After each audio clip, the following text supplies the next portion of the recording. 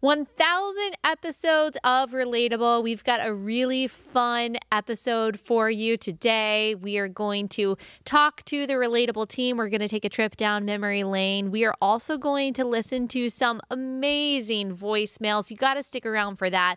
They're so encouraging, just incredible. But also, we've got some fun would you rathers and a few more questions about dinosaurs on today's 1,000th episode of Relatable.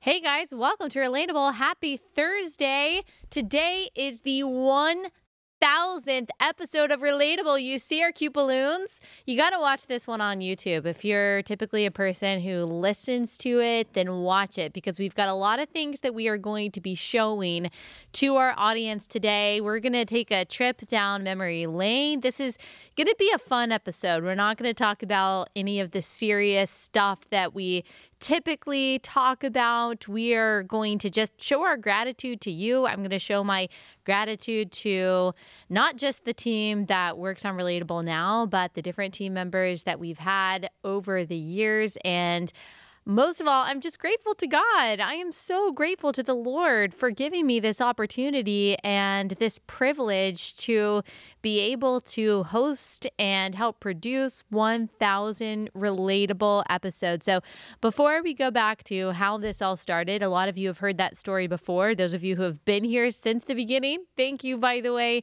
But many of you don't. You have no idea why I started Relatable, how this all began. And so I'm going to give you at least a synopsis of that. I won't go into every detail since it's a little monotonous for those of you who have heard it multiple times. And then we'll just look at how the show has grown and changed over the years. Before we get into it, let me tell you a really fun announcement. We've got limited edition merchandise for the 1,000th episode. So we'll put that up on the screen. We've got the t-shirt on the back. It says 1,000 episodes, and we've got a few different designs that we've had over the years on our t-shirts, on our merch. We've got our most common phrases: raise a respectful ruckus. We've got our little dinosaur there, our question everything dinosaur who is placing his American flag on the moon. If you know, you know. Do everything in faith, or do the next right thing. I just got my motto wrong. Do the next right thing in faith with excellence and for the glory of God. You can put it back up, George. And then you're not enough, but Jesus is. Be a salmon, which means swim upstream. Self-love won't save you. Share the arrows. All that is on the back of our limited edition t-shirt that's available on alliemerch.com. On the front, we've got our cute little R. We've got crew necks too. So it's not just the t-shirts. I'm personally excited for mine to come in, and so check that out if you're a real one, especially if you've been like a Relate a Gal or Relate a Bro from the beginning, then you need to get yourself a 1,000 episodes t-shirt. But also we've got a giveaway, okay? We've got a giveaway, and we just want to thank y'all who have allowed this show to be alive for 1,000 episodes. And what we are giving away, this is huge. This is like a huge giveaway, which is perfectly appropriate for 1,000 episodes. I'm going to tell you how to enter, but first let me tell you what is in this prize. So you get a Relatable merch package, and so you get some of our merchandise. You also get one signed copy of my book, You're Not Enough and That's Okay. You get an ESV study Bible, which is just an amazing gift, if I do say so myself. I was gifted that when I was in college, and the Lord used it to change my life and to stir in me a love for theology. And so we're going to give you an ESV study Bible, and then $1,000 worth of products from our sponsors. Amazing. Adele Natural Cosmetics, they're going to send you a gift package of some of their most popular items. Carly Jean Los Angeles is giving you a $250 gift card. You can get so much good stuff for that. Cozy Earth, a set of sheets. Oh my goodness. That's a really big value. We love our Cozy Earth sheets. Holy Pals, a pair of biblical pajamas. So this is pajamas with like a Bible story depicted on them, like David and Goliath, or on like for Christmas, they've got nativity scene pajamas, super cute. Range leather, a belt bag, 7 weeks coffee. They'll send you bags of coffee. We Heart Nutrition, a 1-year supply of vitamins that will be customized based on who wins this. A 1-year supply of supplements from We Heart Nutrition. Thank you so much to my sponsors. I just want to say that you are so generous and have been so faithful to the show. I'm so thankful. We would not be able to do this without our sponsors. You guys would not be getting free episodes without our sponsors. Our sponsors, the advertisements that I read every episode, that is how we have a show, that we're able to pay a team to produce the show. That's how we are able to afford to give you all of these episodes for free. And so without our sponsors, we wouldn't be able to do what we do. So I'm so thankful, especially to the sponsors that contributed to this giveaway. Okay, so here is how you enter all of that awesome stuff. You go to the giveaway post on the Relatable show page. So Relatable with ABS, and I'll repost it on my Allie B. Stuckey Instagram page. Tag 3 friends in the post, okay? And then follow Relatable with ABS and Allie B. Stuckey if you don't already on Instagram. And then also follow each of our 6 sponsors tagged in the post. Okay, so we'll put that up. If you're watching on YouTube, we've got the graphic up there telling you exactly how to do it. We can also put it in the description of this episode if you're listening, so you won't miss out on that. 3 winners will be announced on Thursday, May 16th. So that's a week from today. 3 winners will be announced next week. And so make sure that you do all of that as soon as possible, and then you can enter to win all of this awesome stuff. All right, we're gonna take a little stroll down memory lane, but before we do that, let me go ahead and tell you about our first sponsor for the day. That's Carly Jean Los Angeles. If you guys have been here for any amount of time, you've heard me talk about CJLA. I rave about them because I love them so much. I'm always wearing CJLA. Today, I've got one of my favorite jean jackets on. I've got a few jean jackets from them. I love all their denim. It's so comfortable and fits so well. I've got a CJLA high neck, like racerback tank top on that I wear all the time. I was thinking as I was walking into the studio today that what I'm wearing is a great spring outfit, and it's also a great fall outfit. Where I live, it's hot in both those seasons, and so you have to have kind of transitional style. I always get that with CJLA because all of their clothes are so adaptable. They're so versatile, not just in any season of the year, but also any season of life. I wear their clothes when I'm pregnant, postpartum, neither of those things. They just help me feel good in my skin. And also the family that owns Carly Jean Los Angeles, Carly and her husband, they're just amazing. They love the Lord. They love life. They love America. And so you can feel really good about supporting Carly Jean Los Angeles and getting your clothes from there. Go to carlyjeanlosangeles.com. Use code Allie50 for $50 off your order of $100 or more. Go to carlyjeanlosangeles.com, code Allie50 for $50 off your order of $100 or more.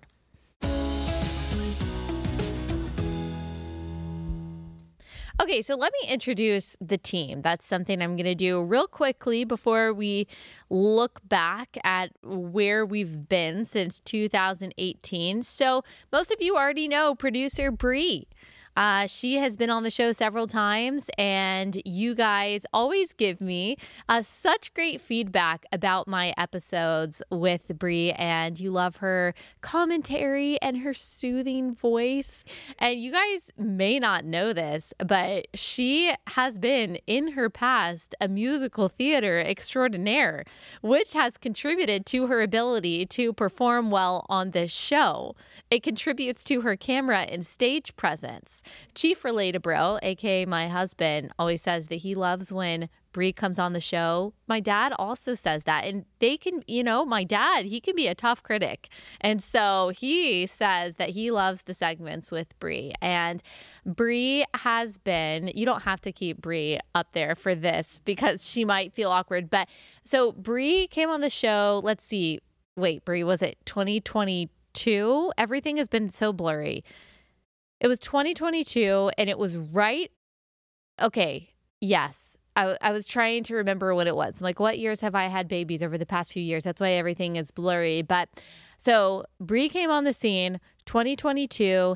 And my previous producer told me that she was leaving and she was giving us like 3 weeks. And I was like, oh my goodness, it's so difficult to find the right person who has the right personality, the right experience, the right attitude, is able to be here locally, who can be trained quickly. I didn't even really know what I was looking for in a producer because I really hadn't had much experience with a producer. When I started this show in 2018, it was just me. I didn't have a producer. I didn't have a producer really at all until, gosh, I guess it was 2021, maybe like the fall of 2021. Before that, I just had editors. So I had people who helped me with the technical side of things. Although when I first started this and it was just audio, I was doing a lot of that too. But I didn't have a producer of the show for the first several years. And so I really didn't know what exactly I needed. And we were getting all of these resumes when we posted, and I just didn't find the right person. But then my assistant at the time found Bree's email in my inbox, and she had reached out about something else I had put, like another job I had posted. Do you remember what I reached out about? Yeah. I actually didn't even see that you posted something. Oh, I just that's emailed saying, any chance you're looking for a producer? Okay. And okay. Yeah. Yes. And I guess I hadn't seen the email because, my assistant sent it to me and was like, hey, I know y'all are hiring. And I looked at it and I was like, okay, she's in the area. She has some relevant experience. I think that she's worth interviewing. And then as soon as we interviewed her, I was like, yeah, that's it. I just knew because she exuded competence and confidence. And the amazing thing is that she didn't have producing experience, at least not for something like this, at least not for a podcast. Like, this was pretty new to her. She had experience that helped her, but it's not like she had been working at the Daily Wire or something like that. That's kind of typically what happens in this world. She was pretty fresh. And yeah, as soon as she came in, I was like, oh, this is what it's supposed to be like. Oh, this is what it's like to have someone who took charge and immediately understood what was going on and became a leader of our team. And she has just brought so much order, so much peace of mind to the show, and has helped so much in giving me the margin to be more creative and strategic. Because what y'all don't know is there's so much that goes into every single episode. There's so much that goes on behind the scenes. There's so much organization, so much preparation, so much management, so many details that have to be put in order for every episode. Some episodes are easier than the others, before the episode, during the episode, and after the episode. There's so much work that has to be done, not to mention all the extra stuff like organizing a giveaway, corresponding with all of the sponsors, talking to the ad team, the people who manage the sponsors. Like, there's just so much that goes into it. And Bree makes sure that everything that is going on behind the scenes runs smoothly and everyone is doing what they need to do. And she's a very good leader of people. And she has a lot of different talents and skills that come together to be a really good producer for Relatable. So I'm just thankful. I feel like the Lord brought her exactly at the right time when I was so stressed that summer. I was like, we're not going to find a producer in 3 weeks. There's just no way that's going to happen. And it was like just in the nick of time. And so anyway, very thankful for Bree. And she probably doesn't want to hear any of this and probably feels awkward about it, but it is all true. And so none of this wouldn't be the same. I'll say that. It wouldn't be the same without Bree. So thankful for producer Bree. And then we've also got Lily. She might not want to be on camera, which is fine, but you can be on camera if you want to. Yes, you can wave. Okay, so this is Lily, and she's a newer addition to our show. Very thankful for Lily and her research capabilities and how she has helped Bree so much in the past few weeks. Bree just always tells me how great it's been to have someone else who can handle all of the craziness and the stress and the chaos of preparing for the show. So she's made things a lot easier and a lot smoother around here. And then we have Vince, who is the audio doesn't work back there, so he's just going to have to wave. Vince is our awesome editor. So editing this show is not for the faint of heart, because there's, especially on YouTube, there are just a lot of elements, and there are a lot of different things that you have to do to make sure that everything looks nice, that everything sounds good. And so he spends a lot of time every day doing that. And he is also a fairly recent addition to our show. And Vince is just like an extremely joyful person. His attitude and his energy, his ability to take and apply feedback is just, you want someone like Vince on your team, because he just makes things easier. And then we have George back there. I don't know if you can see George, but George is the one who is running the cameras. There's George back there. He's running the cameras, making sure that everything looks good and all the shots look good. And I specifically requested that George work on our show, because he worked on our show a couple times when he was kind of substituting. And I was like, oh, I really like him. Again, just an amazing attitude, extremely competent, good at his job.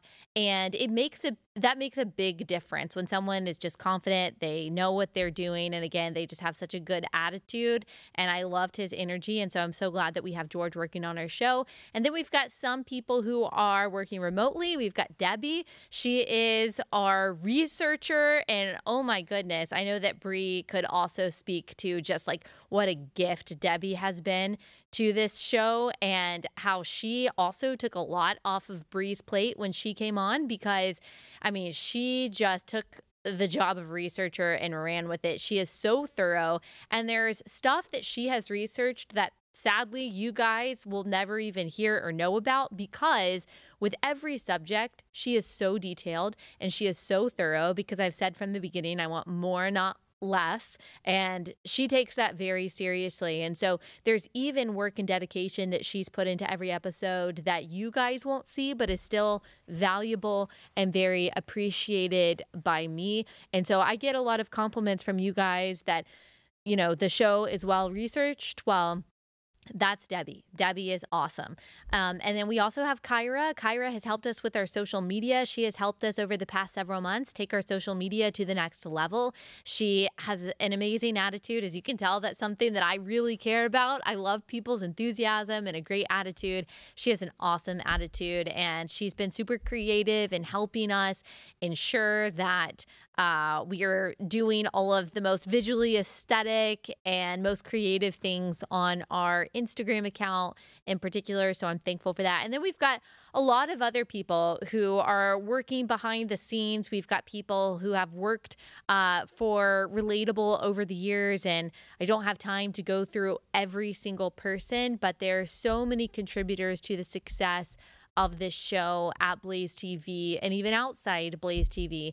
And I'm just very grateful for that. This is not a one-woman show. It started out that way, but it's not a one-woman show. We have so many people working together to make this happen 4 times a week for y'all. And so just wherever you are out there, give it up for the Relatable team. All right. I just wanted to honor them because, again, this just wouldn't happen without them. Now we are going to take a look back just a little bit over the years of Relatable. I'll go ahead and tell you about our next sponsor before we get into that. That's Patriot Mobile. Love Patriot Mobile. I actually just saw the owners of Patriot Mobile at a conference where I was speaking a couple weeks ago. I mean, they are the real deal. Those people, they champion our values. They love America. And that's why they have America's only Christian conservative wireless provider. They offer dependable nationwide coverage, giving you the ability to access all 3 major networks, which means you get the same great coverage, but you're not funding left-wing initiatives. So when you switch to Patriot Mobile, you're supporting things like free speech, religious freedom, the sanctity of life, the Second Amendment, our military, veterans, first responders, because that's where they are putting their support. So when we use Patriot Mobile, we are then sending the message that our values matter and we put our dollars behind our values. They have a 100% US-based customer service team that makes switching really easy. Plus, you can get free activation when you switch when you use code Allie. So go to patriotmobile.com/Allie. Use code Allie for that free activation. That's patriotmobile.com/Allie.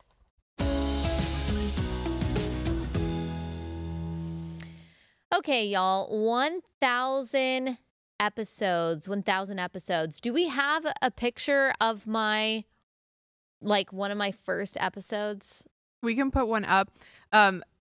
The first episode you put on YouTube was episode 84. Yes. Not episode 1, unfortunately. So we don't have a picture of that. No, because, and the reason is, okay, so I'll give some insider information on that. But if you're watching on YouTube, we can put up what the first episode looked like that was on YouTube. So I started at The Blaze in 2017, and I can give the story of that maybe in a little bit after we show our montage of some shows over the years. But then I left The Blaze in at the end of 2017, so it wasn't even very long, and I was poached by CRTV, Conservative Review TV, and I went there. That's actually where I started the podcast. That's first, if it was just I forget what it was called. It was Allie on TV or just Allie or something like that. It was a cute little brand. So this was the beginning of 2018, and it was just for CRTV subscribers. There was nothing on YouTube. Didn't have a YouTube presence. Again, as I'll get into, I had started kind of doing a lot of this in 2015. And so in 2018, I started this, I started just behind the scenes stuff. And it was where I had, for example, that's where I started Most Misused. I believe I was going through often used Bible verses like Jeremiah 29:11, and I was breaking down what they actually mean versus the popular and wrong usage of them. I was going through subjects like the error in the prosperity gospel, but then I would also do little shorts on immigration and things like that. And so it was all supposed to be from a millennial perspective because everyone wanted to know if there were any sane millennials back then. We were the subject of every Fox News segment of oh, millennials are awful, liberal, still living with their parents. And so everyone, to see a conservative millennial was kind of shocked back then. And there were a few of us, of course, doing that. But then CRTV merged with Blaze TV. When was that? Was that the end of 2018? Or no, it was The Blaze. So CRTV merged with The Blaze. I think it was the end of 2018, if I remember correctly. And so then it turned into Blaze TV. And then, and then this continued. I think I need to back up a little bit because, okay, Relatable started at in March of 2018. So it started on CRTV, just behind the scenes, just for subscribers. Then I asked, I was can I please put this on YouTube and can it turn into a podcast? And so I did. That's how we came up with the Relatable. And I still remember trying to go through names. I made the podcast art. We can put that up, the original podcast art too. I made that I think on Canva myself. And I don't think anyone else helped me come up with the name. I think I went through relevant or I just, and then I landed on Relatable because it's relatable at least to like-minded people like me. And over the years, it's just been affirmed and confirmed that was, in fact, the right name, because for those of us who have these values and live in this sphere, it has, thank the Lord, helped you feel like you are not alone and someone is thinking through things the same way that you are, or is coming to the same conclusions that you are, has the same fears and concerns and hopes as you do. So that was March 2018, and then it was started as once a week, and then it moved to 2 times a week, and then it moved to 3, and then of course eventually it moved to 4, which is what it is now. So yeah, merged CRTV, The Blaze merged end of 2018 to become Blaze TV, and here I am. I think I am the only host that has been in all 3, that has been here the longest. So that it was the Blaze, and then it was CRTV, and then it was Blaze TV. I think I'm the only one that has been through all 3 of those iterations. So I'm basically an OG for all of these things. All right. I'll tell you the story of how this all started in a second, but first I want to play this montage that my team put together of just some podcast moments since 2018. Here it is, Sot 1. Hey guys, welcome to Relatable. Happy Monday, happy Tuesday, happy Wednesday, happy Thursday. You raise a respectful ruckus for the things that matter, and you share the arrows with other people who are voicing an unpopular opinion. His eternal plan of redemption is always going off without a hitch. Politics matter because policy matters because people matter. Kids are always the unconsenting subjects of progressive social experiments. My call to share the gospel, to raise my kids, to do the next right thing in faith with excellence and for the glory of God does not change. I learned that God's going to judge me by his standard of goodness and not the world's standard of goodness. I'm on fire for Jesus. Like I don't plan on this dimming out. Like, it took me so many years to realize that God was a good and loving Heavenly Father, not waiting to punish me at every turn for some sin maybe I forgot to confess. The Jesus of the Gospels never demonstrated truth in one place and love in another. It was always love and truth. It was the red words of Jesus in the New Testament that really hit me. That really started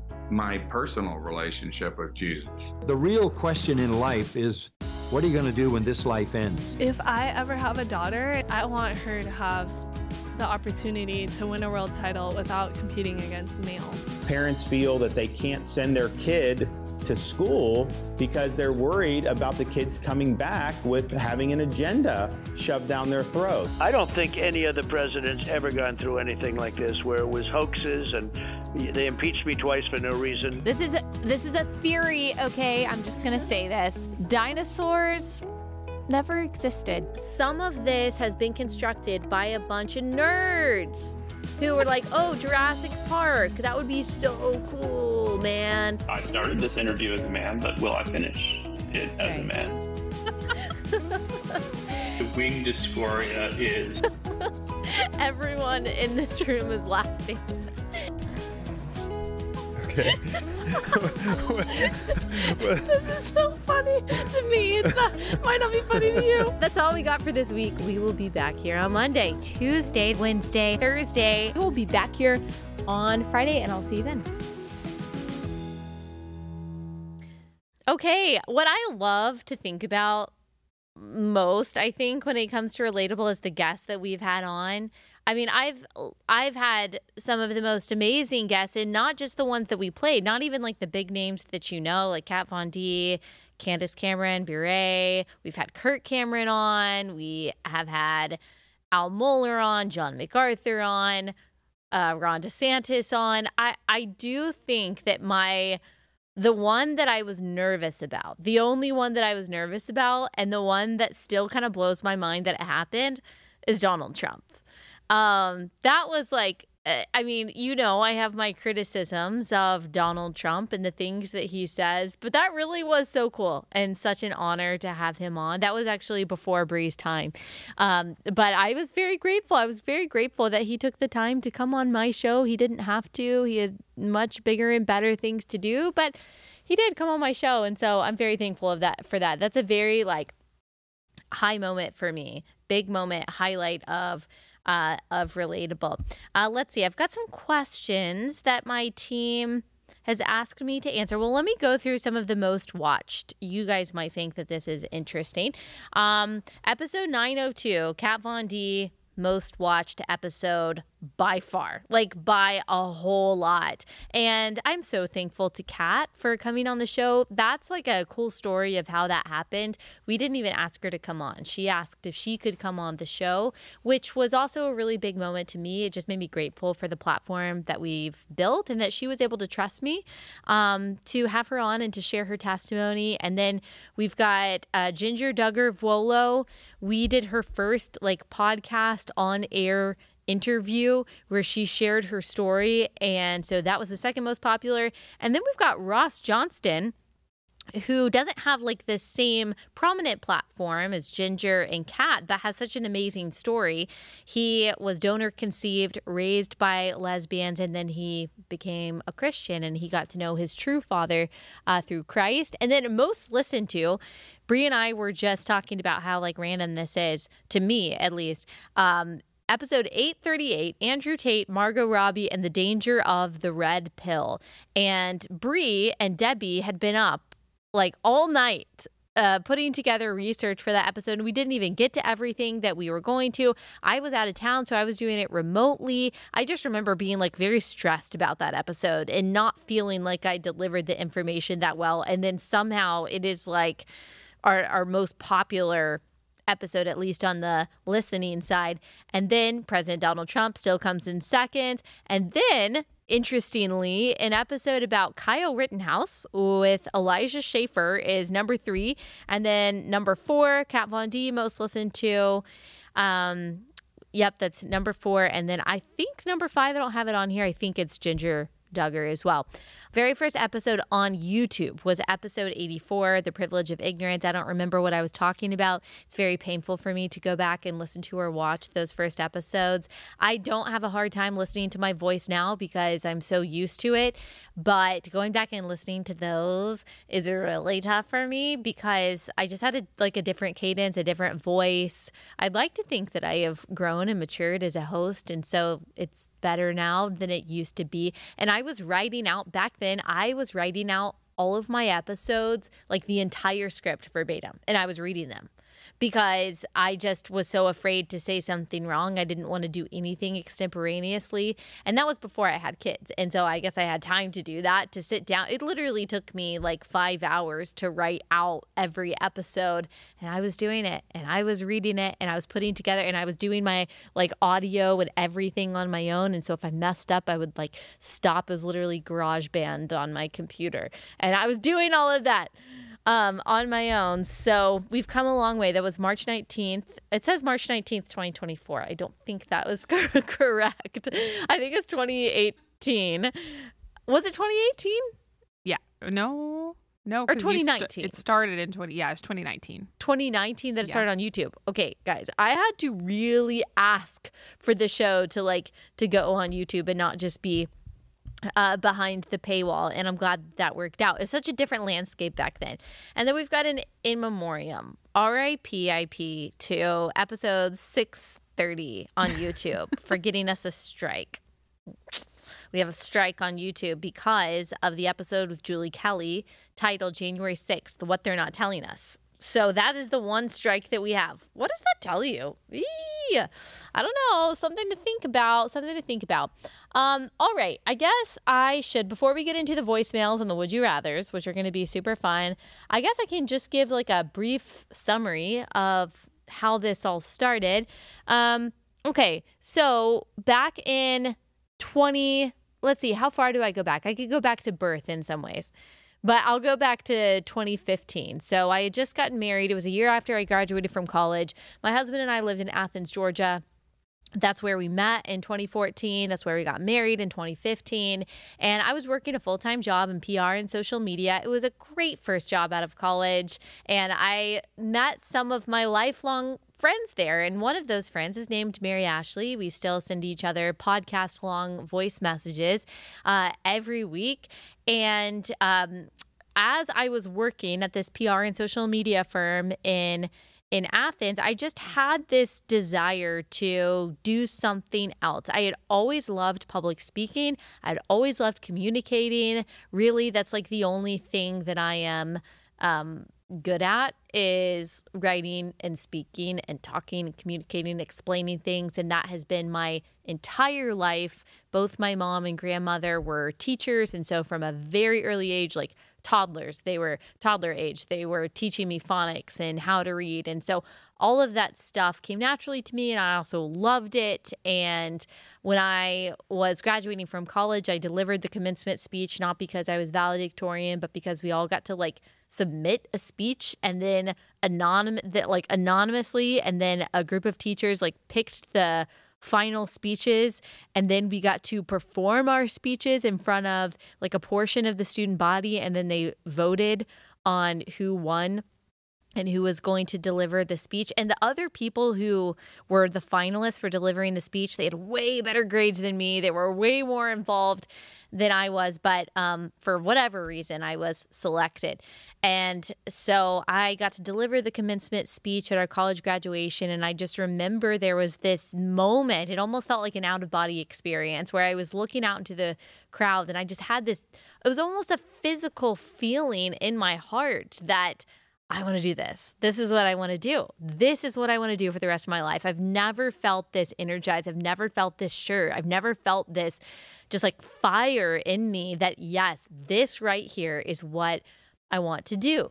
And so I didn't know what that was going to look like. And so I took the job in PR. But then 2015 rolls around. It's that crazy election between Donald Trump and Hillary Clinton that's starting up. It's still the primary season, and I lived in this fairly conservative, what was kind of seen as conservative, at least back then, it's not now, college town. And I realized that all of these young women around me, these college students, they didn't know what was going on. They didn't really care. And what really concerned me, because I was leading this precious Bible study at the time, still keep in touch with a lot of these women. I almost said girls. And one of the girls in the Bible study, so she was a freshman, I was 1 year out of college. She is this sweet Christian girl, so smart. She tells me that she loves Bernie Sanders. And I'm like, I'm sorry, what? And so we start like going through the issues, and I'm like, wait, this is a problem. And by the way, she is extremely conservative now, but she, that kind of like inspired me. Okay, I need to be talking to young women about these issues. They're not thinking through it in the way that I think that they should as Christians.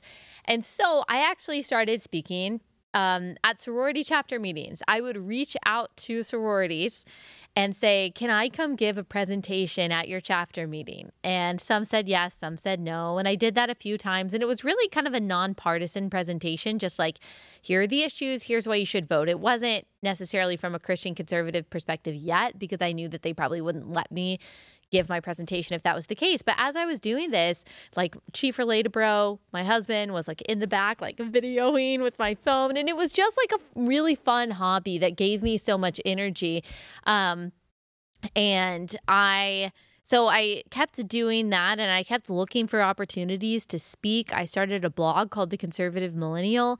It was really more of like a Facebook page where I was trying to give commentary on things. I started making videos, and back in that day, there wasn't really a lot of censorship. Like, you could post a video, and if people liked it, it could go viral. And so at first it wasn't like that at all. I was only getting a few views on my videos, but then eventually I started making videos that just took off, that were getting hundreds of thousands and millions of views, whether it was about Trump or how Christians should vote or about feminism, the Women's March, abortion, things like that. Again, a lot of them weren't doing well at all, but some of them were doing super well. And that was the end. At this point, it was like the end of 2016. And I was like, yeah, I really want to find a way to do this. And then my husband got a job somewhere else that moved us. And I was like, okay, I really want to try to do this full time. I know zero people in media. So I didn't have any connections. I don't have like any funders. I didn't have anyone that discovered me and was like, I'm going to make you famous and give you a brand. I've never had a branding strategist. I only recently, for the first time, like hired a publicist to help me navigate things. I've never had a social media strategist. I've never had a brand strategist. I've never had like some kind of advanced marketing team or anything like that.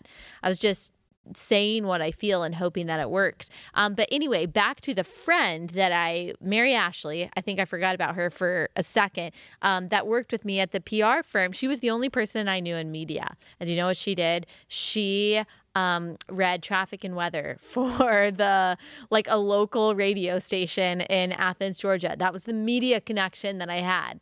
And I was like, do you know anyone? And she introduced me to her boss at this local radio station, Pete. And Pete, I met with him, and he really was like, I don't know anyone in like large scale conservative media. The only conservative woman that I can think of in radio is is Dana Lash. And at that point, I was so fresh. I didn't really know anything about conservative media. So I didn't even know who that was at the time. But he was like, but I do have a friend in Nashville. His name is Steve, and he's better connected to like national radio stations. I'll connect you to Steve. And I remember we were like moving out of our apartment, about to move cities, and I'm in like our empty apartment, and I have this conversation with Steve, who is still, I think of him and I'm like, you were like the sweetest, just nicest person who had no reason to talk to me at all, no reason to spend an hour of his time just encouraging me and helping me. He was like, I don't really know very many people specifically in conservative media, but I do know Dana Lash's executive producer, and his name is Kane, and I can introduce you to him, and he can give you a tour, maybe of Blaze Studios.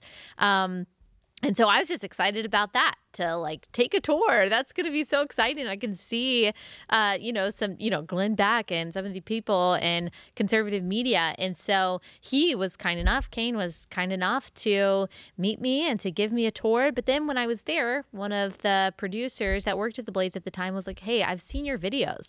Do you want to come here and do like some Facebook Lives with us or something, or like do some social media videos? And so I did. And that's basically what started it. And I continued to speak at different places. And then Fox News asked me to come on and be a guest several times. And then it just kind of grew and grew. The videos that I was doing for the Blaze really worked. They performed really well.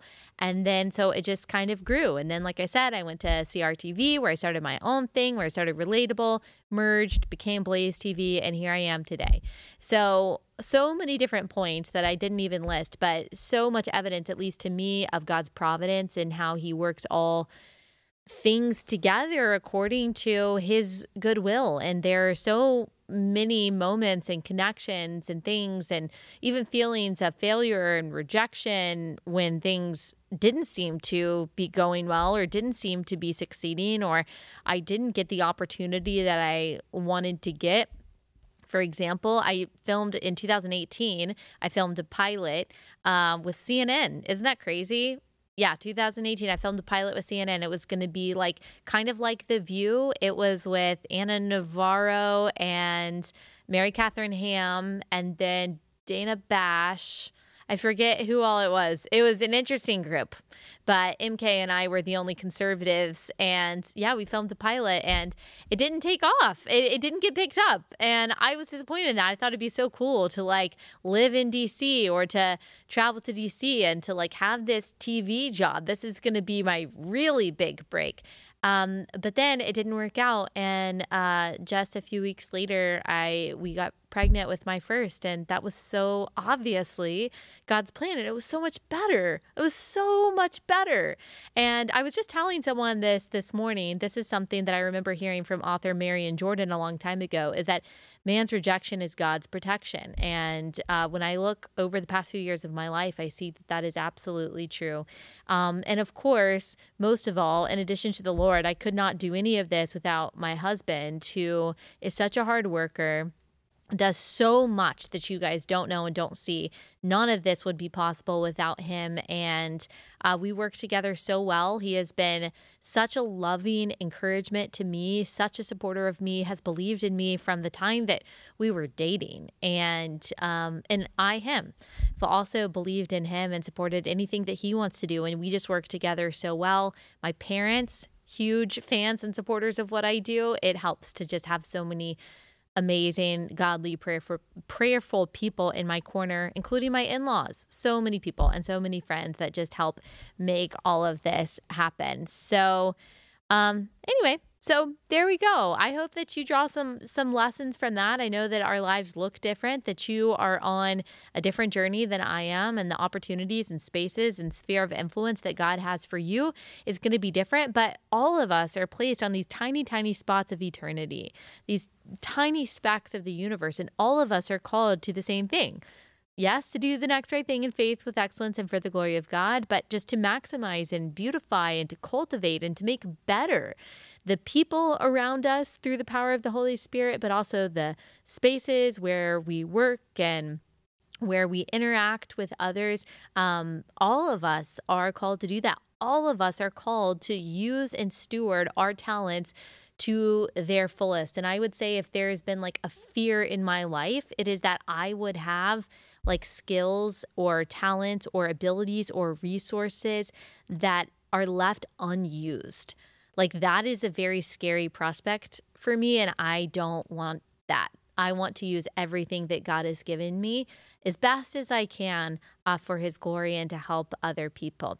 All right. I think that's enough of a trip down memory lane. Now let's get to some voicemails that you guys sent me that I'm so excited to listen to. I have not listened to these voicemails, by the way. My team picked them out, and so they will be a surprise to me that I'm very thankful for so many of you who took the time to send those. We obviously can't play all of them because we got hundreds, but we will play a few and I will respond to them. But thank you to everyone who sent. Before we get into it, let me tell you about our next sponsor. That's My Patriot Supply. It's better to be safe than sorry when it comes to food supply. We just don't know what's going to happen with the supply chain. We've already had supply chain issues over the past few years, and we don't know what's going to happen in an election year, what's going to happen after that. You just want to make sure that your family is taken care of in case of some kind of emergency where you can't get the food that you need. My Patriot Supply offers 4-week emergency food kits. These are 2,000 calorie a day meals for every day. You need to get one kit for every member of your family. These are good in storage for up to 25 years, so hopefully you'll never have to use them. But if you do, you will be so happy that you made this investment. If you go to preparewithallie.com, this is the final week to save $50 per kit. So make sure that you use my code to get that $50 discount. That's preparewithallie.com.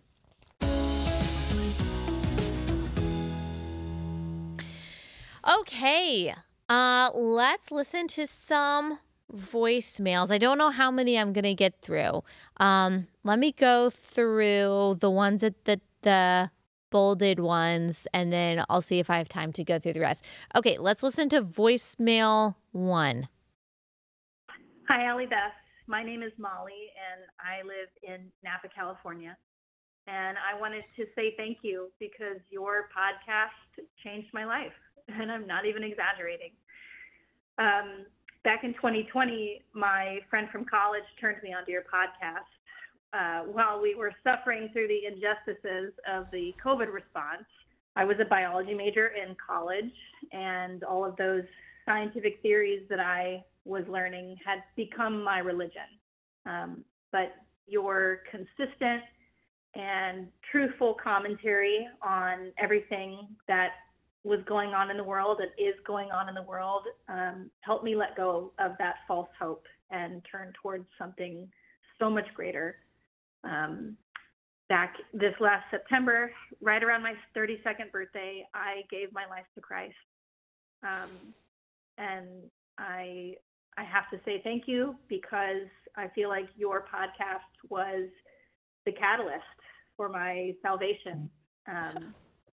I found a local church that focuses on biblical teaching, and I'm planning to get baptized at the end of the summer. Oh, my goodness. The big ones that are going to make me cry. Thank you so much. Thank you for taking the time to share that. I really hope we get to meet one day, and if we don't get to meet in this life, I praise God that we will get to meet each other in heaven. And I'm so thankful that the Holy Spirit used this podcast just as a part of your salvation testimony. I mean, praise God. And I just give him all the glory and all the credit for that, because we can help plant seeds, but it's God who gives growth, and it is his word that never returns void. And we are just privileged to be used as vessels of his power. So thank you so much. Praise the Lord. Praise the Lord for your testimony, and may he use you to advance his kingdom and to multiply. Thank you so much.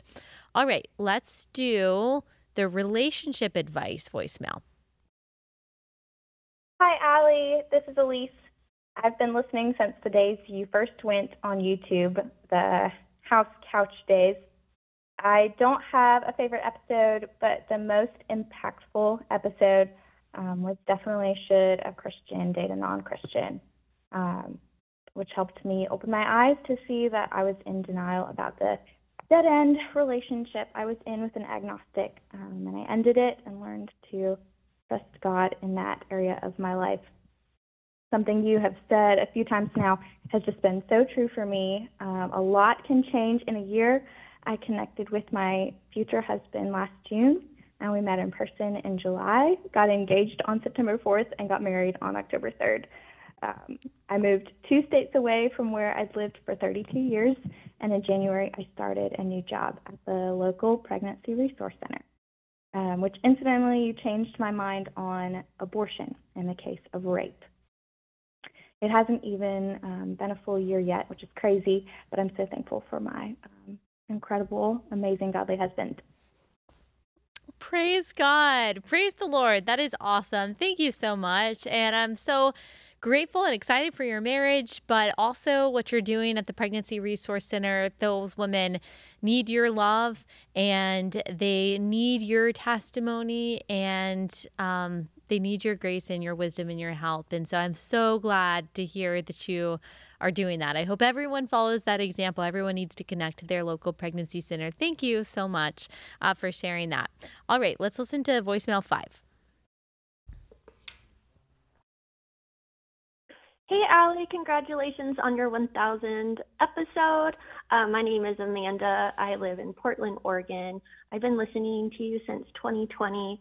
Long story short, you have changed my mind on abortion and helping mothers and their babies. I used to lobby for Planned Parenthood with my mom, who's atheist, back when I was a 20-year-old, but now thanks to you, I volunteer at my local pregnancy resource center. So thank you so much for just how you've changed my life and how you stand on biblical truth. I just appreciate you so much and look forward to all your episodes. So congratulations on number 1000. Okay, bye. I'm really trying not to sob and ruin the episode. I'm just so thankful to the Lord. And I hope that this is encouraging to all of you, because it just goes to show, we always hear, people's hearts and minds can't change, or unless you have the perfect thing to say, the perfect argument, or the perfect tone, or the perfect approach, or if you don't skirt around the truth, and if you don't soften the truth to the point of basically not saying anything, then no one's going to listen to you. Or if you don't compromise with the world, then you're not going to win anyone over. And I get these kinds of messages so often from people whose minds and hearts have been changed. And again, I don't take credit for it. It just goes to show that, as we always say, the Lord's eternal plan of redemption is always going off without a hitch. You hear these voicemails, they don't make headlines. They're not going viral. And yet, this is what the Lord is doing. This is what the Lord has always done through believers. By the way, I'm just a common believer. You're just a common believer. This is what God has done since the beginning of the church. He has used his people to change hearts and minds, for him to change hearts and minds, the heart of stone to the heart of flesh. So take that, Planned Parenthood. Okay, let's do voicemail 7. Hey, Allie, Beth. This is Andrew from beautiful North Georgia. Been listening and following you since before you even started your podcast, back when it was the Conservative Millennial. I, too, am an elder millennial, and I appreciate the segments that you have specifically with your father, as myself am a father of a young daughter. I appreciate hearing that interaction and wisdom from him, and hearing you listen and interact with him on all those things. Would you rather listen to Donald Trump read the Message for the rest of your life, or Joe Biden read the ESV? Oh, that's good. That's the only versions that you can listen to for the rest of your life. Which one would you rather listen to? Thank you for all you do, and God bless. Thank you, Relatable Bro. Thank you so much. And my dad will love to hear that too. Okay, first, I'm not an elder millennial. If you were born in 1992, then you were not an elder millennial either. I was born in 92. Now, if you were born in the early 80s, it's called geriatric millennial. That's the medical term. And if you're born before 1990, you're geriatric. Do not include me. Do not include me in your late 30s, early 40s era that you are in. But I will give you credit for your would you rather. Okay, so the question was, would you rather listen to Donald Trump read? So I'm picturing this in my Bible app. The only way that I can read the Bible is to hear Donald Trump read the Message version, which the Message version is like, instead of, I don't know, I'm trying to think of a verse, of course, like I can't think of a verse off the top of my head. It's like, by grace you have been saved through faith. It would be like, it's all good vibes and nothing you can do, man. That's basically what the Message is. Or the ESV, which is what I listen to or what I read, the English Standard Version. Joe Biden reading that. I have to go with Joe Biden reading the ESV. And you know what? If Joe Biden read the whole Bible, I would be thankful for that. I'd be thankful for that. And I will say, I'm not completely trashing on the Message. Like, okay, if someone really needs that as like their gateway, that's okay. But it can't end there. You gotta graduate to the ESV or NASB or the KJV, in KJV, I would say. Okay, let's listen to voicemail 10. Hey, this is the Chief Relatable. I just wanted to call in and say congratulations on 1,000 episodes to Allie and the Relatable team. I know the work that goes into the show, and it is so amazing to see how the Lord has blessed the show and Allie and just the talents that you have. I'm so proud of you, and I cannot wait for the next 1,000 episodes and to see how the Lord just uses you and the great talents and abilities that you have. Congratulations again. Love you. Aw, sweet Relatable. I didn't know. I had no idea that was going to be played. That's so sweet. Okay, let's listen to voicemail 9. Hi, Allie. I have been listening to you since early 2020, and the first episode I ever listened to was 3 myths that a lot of Christian women believe, and I was so offended by it. But I have an eating disorder and just have been fed a lot of self-love therapy. And your episode just helped me come face to face with really how unbiblical a lot of it is. And I've been listening to you ever since and just really appreciate what you do and how you hold firm to the word, and just pray that you continue to do so. Thank you so much. That means a lot to me. That was like my first favorite episode. I think it was the most popular episode for a really long time, and it also inspired the book that I wrote, You're Not Enough and That's Okay, where I also talk about how I struggled with an eating disorder and what I really needed to hear to help me get out of that. Okay, let's play voicemail 2. Hey, Allie, congrats on 1,000 episodes. You have changed my mind on multiple things. Pit bulls, oh my gosh. Also surrogacy and IVF. And this one's going to sound kind of weird, but like I used to vote for Democrats in elections. And I don't do that anymore. You changed my mind about conservative viewpoints most closely aligning with the biblical worldview. So thank you for that. And thank you for keeping me well informed on the issues that really matter.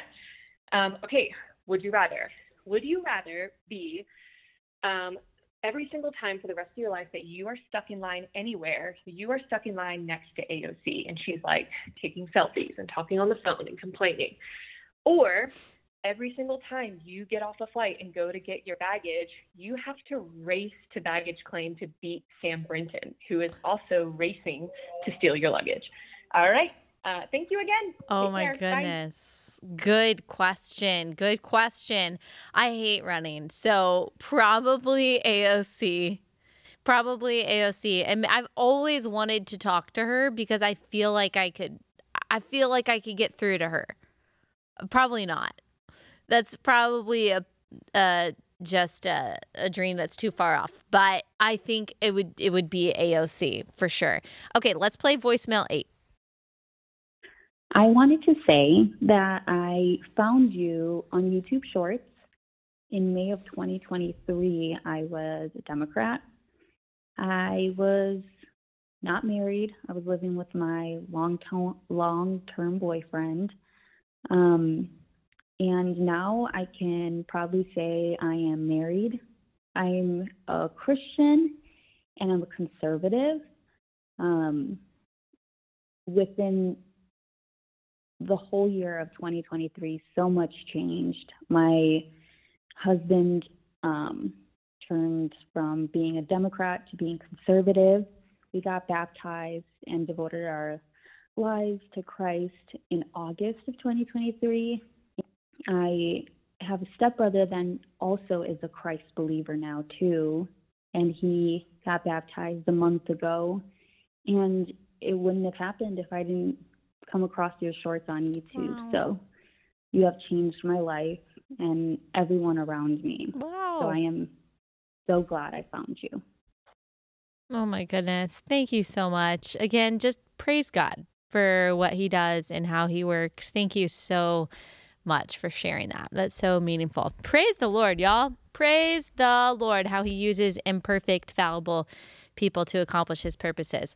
All right, we're going to move on to our next segment. Thank you so much again to everyone who left a voicemail. We're going to move on to some Would You Rathers. We can't go through all of them, and I'm going to make people respond. Even if they're not on camera, I'm going to make people in this room respond. And you can respond in your own home as well. You can comment on YouTube and tell us what your answer is. Okay. First question. I have not read these. I didn't want to ruin it, and so I just skimmed this last night, and I didn't read them thoroughly. Would I rather always laugh like Kamala Harris or always walk like Joe Biden? Okay, so how does Kamala Harris laugh? Bree, do you have an impersonation? No, Not like I don't that. have an impersonation. I wish I did. Is it that? Yeah, kind of. Every time you laugh. So every time, even when it's not funny, even it's just like slightly awkward or she says something wrong. What did she say recently? I don't even, who knows that? Who doesn't like a bus? Everyone loves a yellow school bus. Remember when she said that a couple years ago? Yeah. Okay. Or always walk like Joe Biden, who walks like a toddler who pooped in their diaper. Sorry, is that rude? It's just true. I think I would rather laugh like Kamala. I think I would. Would you rather laugh like Kamala? Yeah, I Lily? would. You'd rather laugh like Kamala? George and Vince? Oh, no one wants to walk like no Joe. No one wants to walk like Joe Biden. Okay. Okay. Okay, would I rather have to finance all of Stephen Furtick's designer clothes or join the Church of Scientology for a year? Okay, I definitely would rather finance Furtick's designer clothes. I would go bankrupt extremely quickly, and then I would just be like, I don't have any money. So I can't join this Church of Scientology for a year. That's so scary. Unless I like go in and I like share the gospel with everyone, and everyone is like, oh my gosh, this is wrong, and I break apart the cult. But I don't think that would happen. I think that would kill me. Let's see. So many Sam Britton ones because he's so scary. Would I rather have Don Lemon be the permanent co-host of Relatable or Sam Britton produce Relatable? Well, I'm genuinely scared of Sam Britton. Like, I'm scared of him. Don Lemon, I would just turn his mic off and he wouldn't know. And he would just be talking and he thinks he's making really good points. But like the camera would just be on me and I would just keep talking. And you know what? It would be kind of be fun a little bit to, just like slap him around because I don't think that he is the most skilled debater in the world. Would I rather own a pit bull or only the pants I'm allowed to wear are low-rise jeans? Oh, I would rather wear low-rise jeans. I mean, I would wear a really long shirt, but I would rather do that than own a pit bull. I can't put my children in danger. I just will have to put all of your eyes in danger by wearing low-rise jeans. Let's see. Would you rather always speak in Bible verses or always sing in Christian hymns? So does that mean that I am not talking, that I'm only singing? Or does it mean that when I sing, it has to be a Christian hymn? Well, if I only spoke in Bible verses, then I would never be wrong. So that would be cool. I would just always be saying something that's true, which is great. But I do love Christian hymns. I would not mind every time I singing Christian hymns. And so I guess, but if that means that I can't talk, I don't know. So I'm going to say singing Christian hymns, and I'm going to go with like what I want it to be. Would you rather paint your house all black or replace all your carpets with Toy Story ruggable rugs? Good question. Definitely Toy Story ruggable rugs because some of them are kind of cute. If you know what I'm talking about, you know that you might buy a ruggable Toy Story rug and not even know that Jane and Woody are on them lassoing the designs on there. You might not know. So I'm going to go with Toy Story ruggable rugs. It would look fine. Would I rather walk barefoot through an airport or have Kamala as my mom? Definitely barefoot through an airport for sure. It's fine. You can just take a shower. Would I rather swim in my snow clothes, which I don't own, or play in the snow in a swimsuit? Oh, swim in my snow clothes for sure. Definitely. Not in the ocean, but like in a pool. Okay, let's listen to voicemail 15. Hi, Allie, Beth. This is Christina from Atlanta, one of your biggest fans. I've listened to every single episode. I have the world's hardest would you rather question. Okay, here it goes. I'm ready. Would you rather go on a romantic getaway weekend with Joe Biden or a girls' trip to Vegas with AOC? Have fun with that one. Love you so much. Bye. Okay, love you too, but that's not difficult. That's not difficult at all. The one means a romantic trip with Joe Biden? Like, let's think about that for a second. No, in zero circumstances would I be going on a romantic trip with anyone except for Chief Relatable. But Joe Biden, I mean, maybe you go and he falls asleep at 4:00 every day and you can just enjoy the vacation without him. But romantic getaway? No. Now, all of you, no. I was trying to think like who would answer this question with that one. But no, in zero circumstances ever. It would definitely be a girls' trip with AOC. And again, I'm always going to pick the AOC option because I think that I could get through to her. I think that I could change her mind by just asking a few pointed, strategic questions that would make her worldview crumble. So, yeah, I don't hate AOC. I feel bad for her, and I think that she weaponizes her stupidity for the destruction of the United States, but I think that I could help her out. All right, that's it for the Would You Rathers. I think we had some TikToks to react to. We don't have time for that. Let's go to, we have some cute good news stories.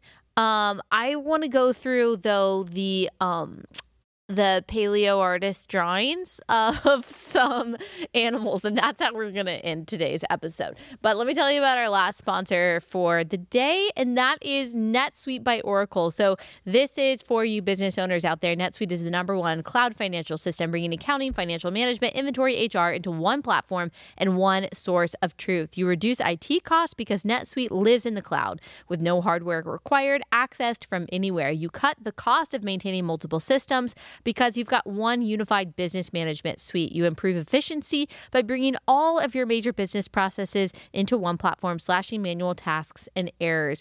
Over 37,000 companies have already made the move. Do what's right for your business and switch to NetSuite by Oracle. They've extended their one-of-a-kind flexible financing program for a few more weeks. Head to netsuite.com/Allie, netsuite.com/Allie.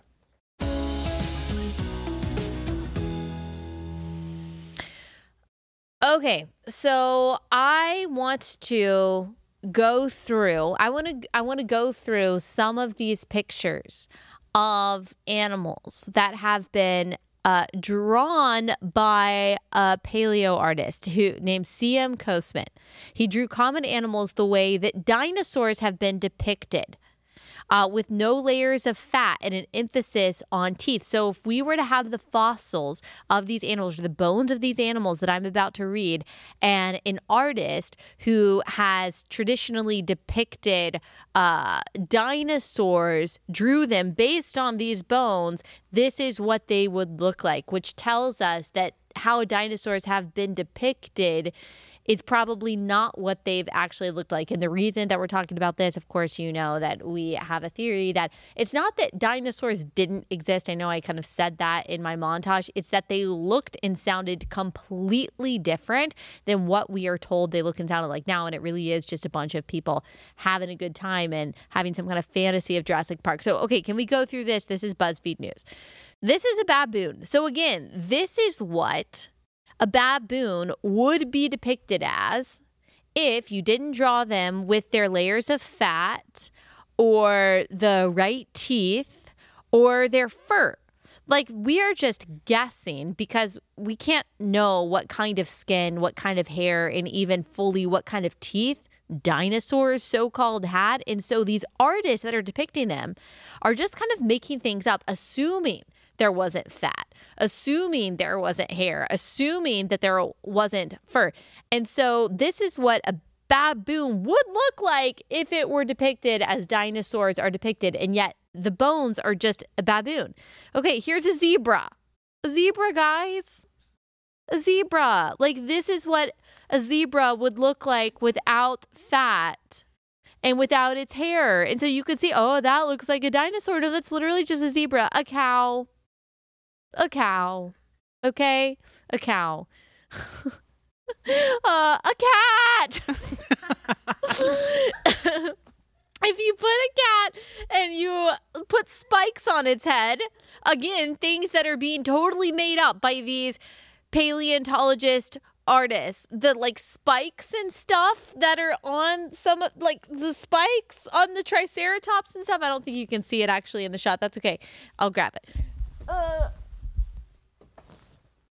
See?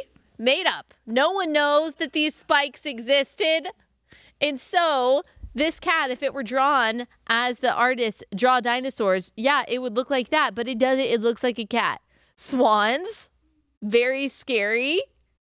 And yet that's not what they look like. An elephant, if it didn't have like its big head, there are many like this. If you look up the skeleton of an owl, the skeleton of a hippo, you could see how someone would think that looks like a dinosaur, and yet we know what they look like. I'm just saying we don't actually know what these so-called dinosaurs looked like or sounded like, and we are made to believe that this is science. And yes, there are some conspiratorial theories about why.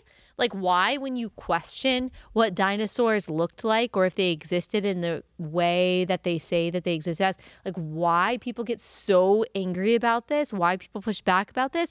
Is it about the age of the earth? Is it about just trusting the science and the scientific institutions that once you start to, like, poke holes in it, you really start to question their authority altogether? I don't know. I'm just saying that the whole thing is pretty sketchy. All right. That's all we got time for today, y'all. We had a few other things to talk about, but maybe we'll save that for a future episode. We've got some good news stories. We can definitely talk about some of those next week because, you know what, the world just feels weighty sometimes, but good things are always happening. And remember, in Jesus' presence is fullness of joy. That's what Psalm 16 tells us, and that is always made available to us in Christ. Thank the Lord for that. All right. Thank you guys so much, Relatable family. We will be back here on Monday.